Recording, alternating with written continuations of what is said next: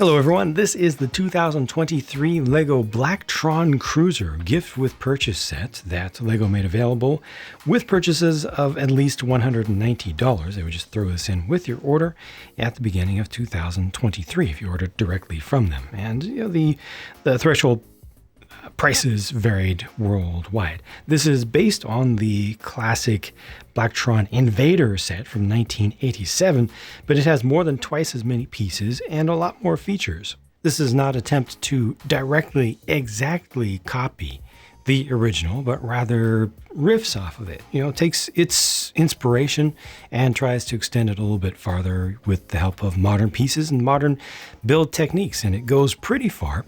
It does use stickers, unfortunately, for pretty much all of the decorations that you can see on this, and they no longer have the full transparent red pieces to use back here for these fins, whether they were, I don't know exactly what they were supposed to represent, if they were related to communications or cloaking or a shield or whatnot.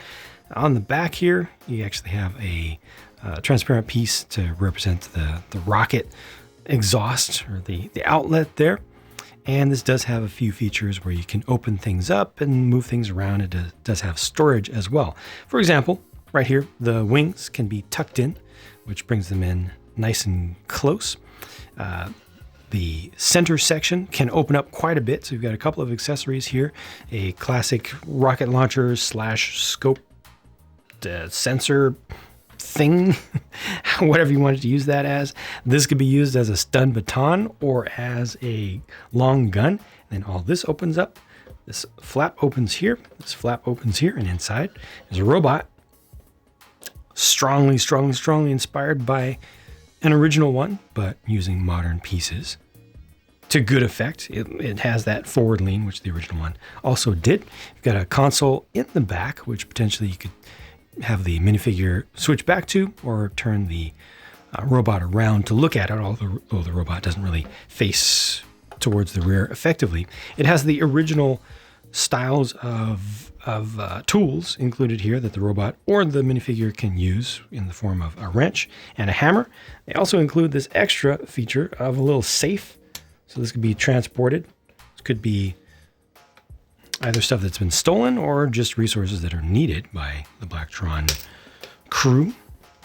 And inside of here, 2 black ingots, because Blacktron, those are supposed to be very valuable, materials of some sort. And then if I move forward, let's move that off for the moment. Sorry about the focus. Looking underneath the canopy, you got that nice long modern canopy here. A couple more things. First of all, one of these metal detector pieces, which is fairly classic. It's not it's not the original mold, but very, very close to it, and was really popular and well loved from truly classic LEGO space. Wasn't really used much with Blacktron 1 though.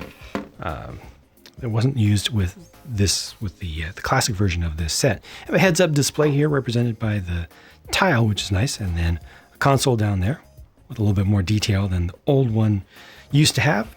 And here's the minifig, which I'll take out and show you. But before I do that, let me show you the other transformative feature of this, because this is modular, has a modular design inspired by classic stuff, but done a little bit differently. So rather than using the classic style of just regular Technic pins, although this does have some Technic bricks in it, which I don't know if that was done specifically for the old school feel of it, just the reference or not, but this comes apart with clips, and then you do the same thing here.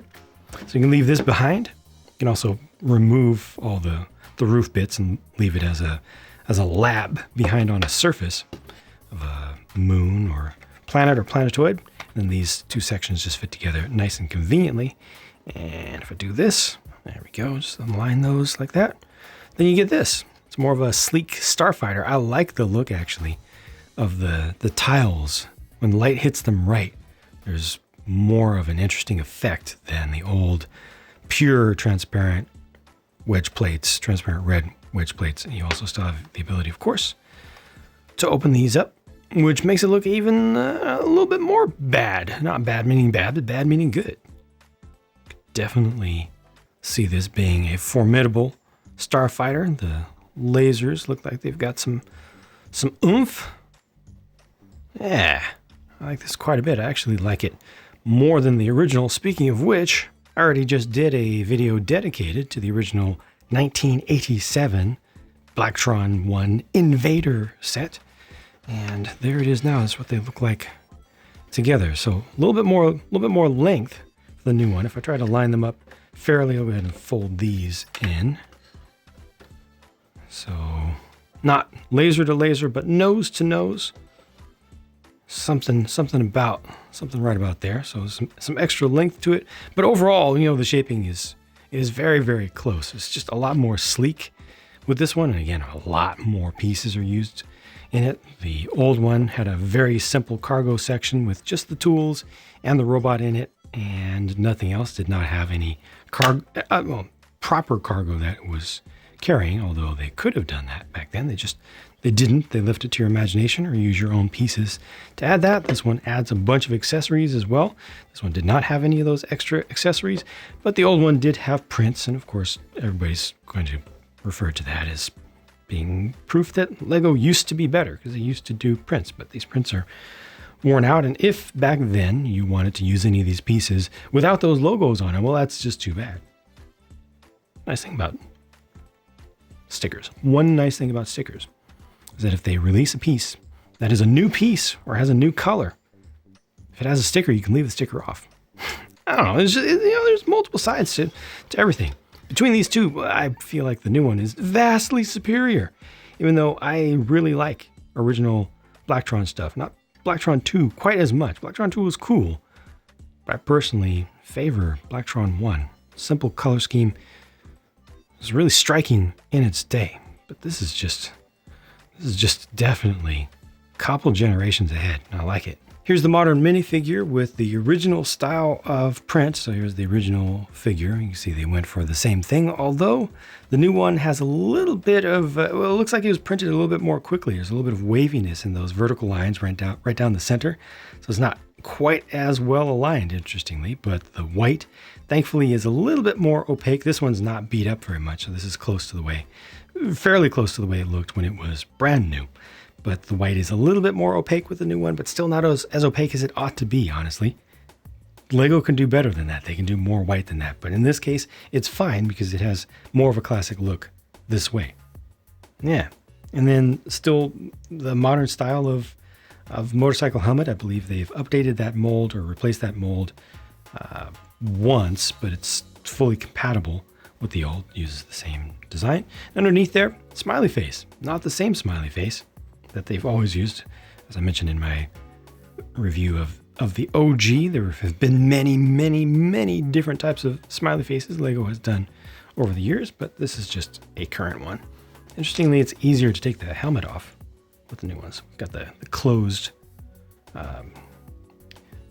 this is called an open stud, although it's closed at the base, so it doesn't have the little hole inside of there that folks used to theorize was an anti-choking mechanism. But if it was an anti-choking mechanism, why did they take it out to make it? I don't quite fall for that one entirely. It might just be an urban myth. But this one also introduces printing on the back, which the original did not have. So that is a cut above and doing more just because they could. Like in 1987, they did not do printing on the backs of minifigs. So this is a brand new design, and I think it's pretty appropriate. I think it looks right. It definitely fits in, and it's just like if that had been completed back in '87, this is probably what it would have looked like.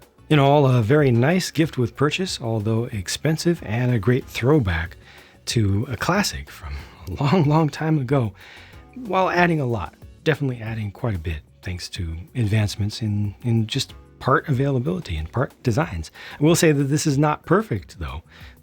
This whole section here, this whole cargo section, has some quirks to it. The weapons like to move around a lot. This doesn't always settle exactly where it ought to be. And these side bits here sometimes will easily disconnect if they're not offset just right. They don't naturally sit just where you want them to. So if you push them down to one side, then it's too low. If you push them all the way up, then it's too high and the top isn't going to close. Sometimes they bind up a little bit. So like right now, yeah, if I try to open this, it's going to take itself off. So not perfect, but easy enough to learn that, not that big of a deal.